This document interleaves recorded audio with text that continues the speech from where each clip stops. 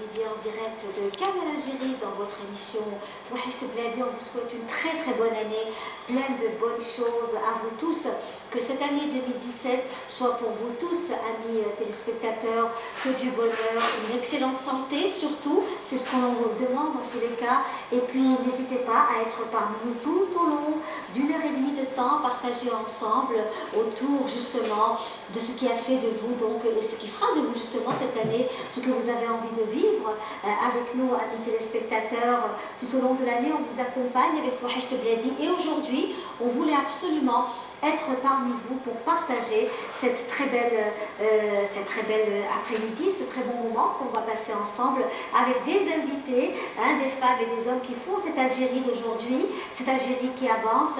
Et nous avons parmi nous Madame Faiza Tribouza. Bonjour. Bonjour, bonne année à vous tous et bonne année à tous les Algériens du monde. Bonne année, le meilleur vœu, Faiza Tribouza. Cette année 2016 a été pour vous une très belle année, fructueuse, pleine de bonnes choses en tous les cas. On vous souhaite encore plein de succès à vous, Faiza Tribouza. Et justement, la tenue que je porte est signée par vous, le bijou également est signé Faiza Tribouza.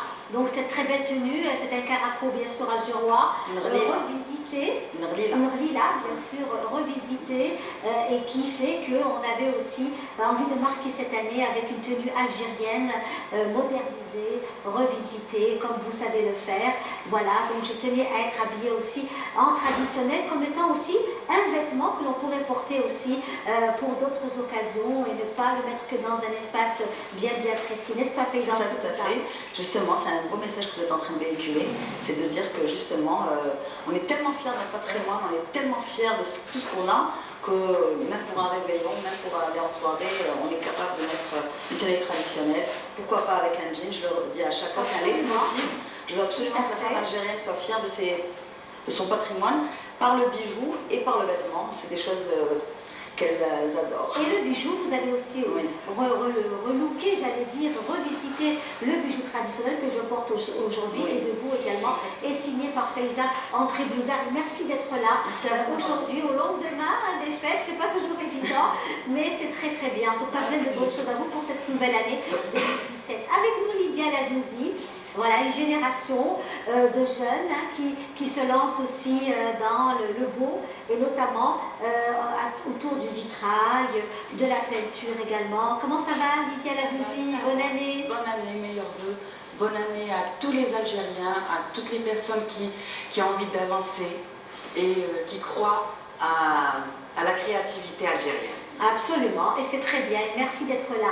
En tout cas, c'est un plaisir. Avec nous aussi des messieurs, voilà, ils ne sont pas en reste. Avec nous, justement, Monsieur Lies Barli, bonjour. Bonjour. Bonne année. Bonne année, meilleurs vœux à tous les téléspectateurs. Alors, Lies Barli, vous avez fait le voyage depuis Tlemcen, donc vous êtes sorti de chez vous ce matin très tôt, les premières heures de 2017, vous étiez sur la route depuis Tlemcen jusqu'à Alger pour être parmi nous aujourd'hui. Avec grand plaisir. Alors justement, M. Ghezbarli, ce serait aussi intéressant de le présenter. Il est médecin en nutrition, n'est-ce pas? Corrigez-moi si je me trompe. Nutrition et médecine orthomoléculaire.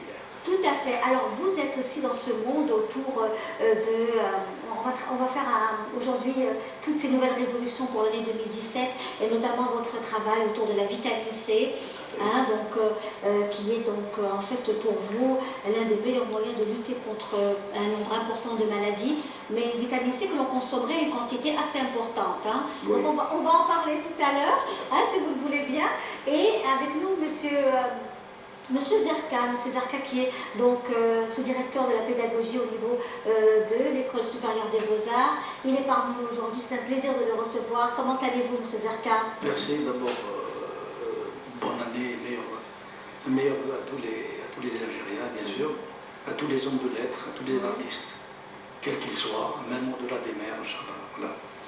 Alors justement, et comme vous le savez, notre émission, c'est une émission qui s'adresse à la communauté algérienne par excellence, et surtout celle qui se trouve à l'extérieur et qui vit loin de son pays. Nous avons une pensée à tous ceux qui sont seuls aujourd'hui, et notamment notre grande communauté qui nous suit tous les dimanches après-midi. On lui offre cet extrait hein, de la chanson de Hassan Saïd, de regretter Hassan Saïd, où il parle de l'Ghorba, de l'exil, des déplacements, d'être loin de sa patrie, sa terre-patrie. Donc on va écouter ça en duo avec Anissa Bezaguer, qui a toujours su lier entre la chanson kabyle et la chanson algéroise.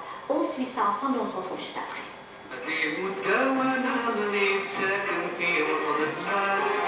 عاشت عبادي نصني والناقوس نحاس هذه مدة وانا غريب ساكن في وطن الناس عاشت عبادي نصني والناقوس نحاس فارقت وطني والشي صعيب والريشي الراس الله مقدر لي الغيب مكتوبة يا ناس الله مقدر لي الغيب والمكتوب الراس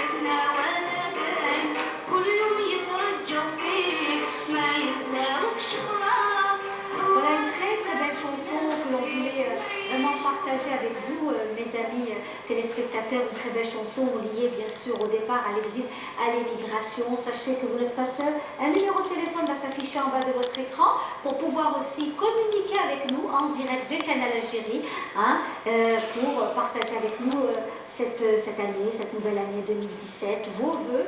Présentez vos vœux en direct de Canal Algérie. On se fera un plaisir dans notre émission Touahicht Bladi avec nos invités d'être parmi vous. Alors bien sûr beaucoup de douceur, hein, de bons gâteaux pour annoncer la nouvelle année. C'est aussi un moment de joie que l'on a partagé avec vous, mes amis.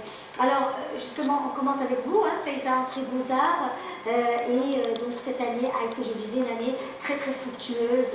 Beaucoup de belles choses se sont faites, des rencontres, des déplacements également. Oui. Mais effectivement, beaucoup de déplacements. J'ai eu la chance de pouvoir exporter la culture algérienne. Déjà au Canada, j'avais fait déjà une émission avec vous. Oui. J'avais fait un défilé à Montréal avec la Fondation Club Avenir. Je les remercie, je leur fais un coucou et je leur dis une bonne année. Ensuite, j'ai été invitée aussi par l'épouse de son excellence ambassadeur algérien à Beyrouth. Oui. Et je les remercie aussi, je les salue, je leur dis bonne année. Ensuite, j'ai eu la possibilité de participer à la Fashion Week de Philadelphie aux États-Unis. Donc ça, c'était vraiment une représentation, une première, je pense, à Philadelphie. Et j'étais très fière de représenter mon pays. Et j'ai clos avec la Fashion Week d'Alger. Et beaucoup de participation à beaucoup de magazines. Je clos encore une fois avec un magazine algérien, Zénith, qui m'a fait l'honneur de faire un article. Bravo. Oui, un article. Et, vous faites la couverture de oui, je fais la magazine. couverture et je suis la femme du mois. Il y a un article sur les deux magazines en français et en arabe. Très et bien. ça, c'est une grande fierté parce que je considère que parler de notre patrimoine, parler de la femme entrepreneur en Algérie, parce qu'il ne s'agit pas juste de parler du vêtement, il s'agit des initiatives, il s'agit de l'entrepreneuriat, du travail, de l'emploi des femmes pour leur indépendance économique et leur émancipation. Ça, c'est très important. C'est un message qu'il faut véhiculer aujourd'hui pour donner l'espoir à toutes les filles algériennes, même dans les contrées reculées, parce que celles qui sont dans les villes, c'est quand même beaucoup plus facile, mais celles qui sont dans les contrées reculées, je veux leur passer un message et leur dire qu'elles doivent croire en elles doivent croire en leur potentiel, et elles sont capables de beaucoup de choses. Et merci à tout le monde, merci à ma famille en particulier de m'avoir toujours encouragée d'aller de l'avant. Eh bien, écoutez, c'est formidable, c'est un très très beau message, hein, donc d'encouragement. Et puis, ce qu'on constate, parce qu'en fait, nous avons aussi à aller dans des rencontres liées aux femmes, en entrepreneuriat, ce qui est aussi impressionnant, c'est de voir aussi un nombre important de femmes, des hommes reculés, qui participent aujourd'hui à la création, même inspirés de leur patrimoine, des produits locaux. Absolument. Et ça, je pense que c'est aussi ça justement, à mon sens, à mon humble avis, si on veut vraiment aider justement le développement de la femme en Algérie, il faut l'aider dans sa zone géographique. Oui. Parce que l'exode rural n'a jamais été quelque chose de positif. Oui. Donc il faut aider les zones reculées et les aider dans leur milieu naturel, leur milieu économique, et développer ces localités de manière durable. Donc ça c'est très important d'en parler. Pour développer ceci, ça est déjà par la formation, évidemment, mais aussi par le fait d'encourager l'artisanat, parce que dans toutes les régions algériennes, il y a un artisanat qu'on doit absolument développer. Et sincèrement, si je peux aider, moi de mon côté, parce que je suis quand même dans l'artisanat, si je peux aider de mon côté les jeunes femmes artisanes de l'intérieur du pays, franchement, je suis sur Facebook, je suis sur Internet, qu'elles m'envoient leurs ouvrages, et je serai prête à les aider, en toute sincérité et générosité gratuite, si on peut dire. Oui, c'est un acte citoyen. Sincèrement, oui.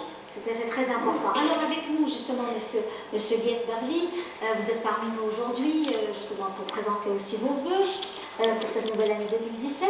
L'année 2016 a été aussi fructueuse pour vous, Monsieur Barli. Oui, tout à fait. D'ailleurs, en tant que président de la Société algérienne de nutrition et de médecine orthomoléculaire, qui est membre de la Société internationale de médecine orthomoléculaire, on organise des cycles de formation pour tout le corps médical, pas uniquement pour les médecins, même pour les enseignants, même pour les pharmaciens, les biologistes, les biochimistes, les dentistes, même les psychologues. Donc sont invités à participer à des cycles de formation. On fait une moyenne de 6 séminaires par an, donc en général tous les 2 mois. Et donc ça permet cette ouverture vers la prévention, vers les nouvelles approches thérapeutiques, pour aller plus vers une médecine qui est préventive ou curative en réglant les causes des soucis de santé. Et donc, durant cette année, on a eu l'occasion de recevoir différentes personnalités, des professeurs du Japon, professeur Atsuya Nagishawa, la princesse d'Autriche, docteur Thérèse von Schwarzenberg, professeur George Wilkmeyer d'Autriche également, et on a eu également l'occasion de recevoir différents autres professeurs. Oui, alors justement, M. Barli, quelle a été en fait ces rencontres-là ont donné quand même, j'imagine, c'est un travail, Tout à fait. Un travail de recherche lié justement à l'homme avec un grand H, comment se préserver, comment prévenir aussi, et se prévenir donc de tous les maux, et comment que les choses évoluent, donc il y a des constats, il y a des... Tout à fait.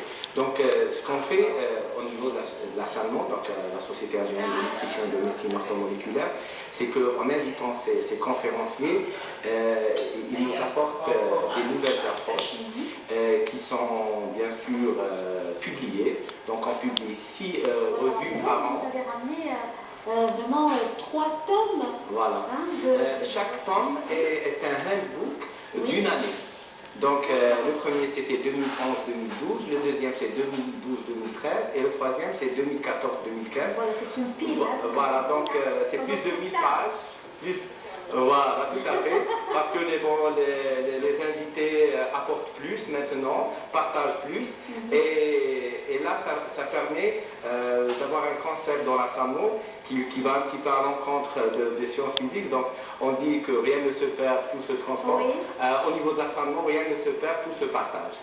Et donc toute personne peut avoir sur le site de la SAMO, www.orthomoléculaire.org, de télécharger gratuitement tous les documents, donc ils sont pour, disons, toute personne qui est intéressée par la thématique de la nutrition et la médecine orthomoléculaire. Tout à fait, tout à fait.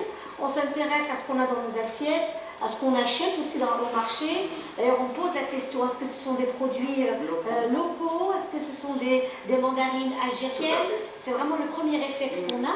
Je ne sais pas si vous l'avez, c'est automatique pour moi donc de poser cette question. Et il faut savoir que, c'est-à-dire ce qu'on a dans les marchés algériens sont de très grandes valeurs internationales et sous témoignage de tous nos invités. Oui. Voilà, parce que quand même, on a préservé cette agriculture bio quand même, on n'est pas trop OGM, on n'est pas trop pesticides, bien qu'il y a un petit peu quand même, ça commence à prendre de la place et on espère qu'on restera dans cette agriculture authentique. Alors justement, M. Zerka, vous êtes parmi nous et nous savons aussi que vous aimez aussi beaucoup tout ce qui est produits naturels, vous allez souvent dans votre village. Hein? Justement, ça me manque. Oui, Ça fait 2 mois que je n'ai pas été. oui. Et là, je vous assure que je suis comme un fou. Parce que moi, je vais d'un point en village perdu là-bas, c'est surtout pour me ressourcer. Oui. Parce que là, dernièrement, j'ai planté quelques oliviers et 2 ou 3 figuiers. Quel village? Oui. Et, Quel et là, village? Je vous pose la question de c'est village. à 9 km d'Adkar. C'est entre Adkar et... Oh, j'ai oublié. Oui, donc c'est C'est au la niveau petite de cabine. Béjaïa. Oui, à 40 km de Bougie. D'accord. Et là, vraiment, parce que comme à l'école, ça ne va pas bien dans le sens, donc je n'ai pas pris de vacances. Je vous assure que depuis le 1er août à ce jour, je n'ai pas pris un jour de vacances, exception faite pour le vendredi. Oui. Et là, ça me manque, et là, vraiment, j'ai hâte d'y aller parce que je parle avec les oliviers. Oui, oui. Je discute avec eux. Ah, d'accord. Et comme ils grandissent, donc je Oui. les vois. Oui, Puis, oui, oui. On dit que ça me beaucoup de manque. personnes parlent aux plantes, Donc, aux fleurs. Ils sont sensibles à la musique classique. Il Oui. ne faut pas hésiter, si on veut avoir une forêt à l'intérieur de sa maison, mettre de la musique classique à ses plantes. Ce sont de bonnes vibrations. Oui. Voilà, de bonnes ondes. En tous les cas, on vous offre à vous tous, hein, les amis vous qui nous suivez aujourd'hui, que de bonnes vibrations, on espère, pour cette année, cette nouvelle année 2017, avec plein de bons projets, parce que c'est aussi important. Hein, quand on a la santé, on a envie de faire beaucoup de choses. On peut tout avoir après, finalement. Et je pense que c'est aussi important de savoir ce que nous avons dans nos assiettes et comment on consomme, comment on mange aujourd'hui. Tout à fait, parce Oui. car le bien-être, c'est un savoir-être et un savoir-vivre. Oui. Donc cette combinaison permet d'avoir cette santé idéale.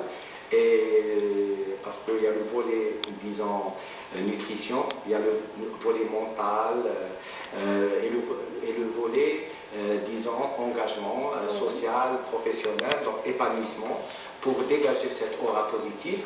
Et tout le monde sait que, par exemple, certains patients développent une maladie quand il y a une retraite mal acceptée, par exemple, ou bien quand il y a un changement de professionnel. Et c'est pour ça qu'on invite à suivre certains autres pays, comme dans le Japon, où toute personne retraitée s'inscrit à l'université pour se lancer dans une nouvelle vie. Voilà.